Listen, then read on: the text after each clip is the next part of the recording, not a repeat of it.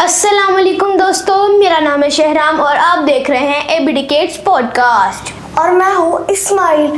آج ہم سیکھیں گے وضو کا ایک اور اہم حصہ بازو دھونا۔ اللہ تعالیٰ قرآن میں فرماتے ہیں وَأَيْدِيكُمْ إِلَى الْمَرَافِقِ، یعنی اپنے ہاتھوں کو کونیوں سمیت دھو لو۔ یعنی صرف ہاتھ نہیں، کونیاں بھی دھونا ضروری ہے؟ بالکل۔ حضرت عثمان رضی اللہ تعالیٰ عنہ نے بتایا کہ جب رسول اللہ صلی اللہ علیہ وسلم وضو کرتے تھے وہ اپنے بازو 3 مرتبہ دھوتے تھے۔ اسماعیل، بازو کیسے دھونا چاہیے؟ پہلے دایاں بازو انگلیوں سے لے کر کونیوں سمیت، اس کے بعد بایاں، اور یہ عمل 3 بار کرنا سنت ہے۔ اچھا، تو پانی کونی سے اوپر جائے یہ دھیان رکھنا ہے نا؟ جی، اگر کونی خشک رہ گئی تو وضو مکمل نہیں ہوگا۔ بازو دھونے سے کون سے گناہ مٹتے ہیں؟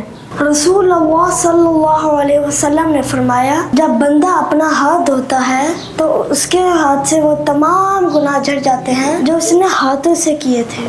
واہ، اس سے تو گناہ بھی جھڑ جاتے ہیں۔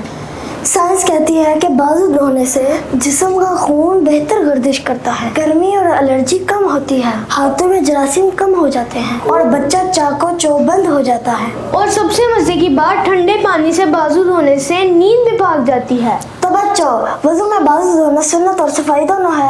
یاد رکھنا، کوہنی تک بازو دھونا نہ بھولنا ورنہ وضو نامکمل ہو جائے گا۔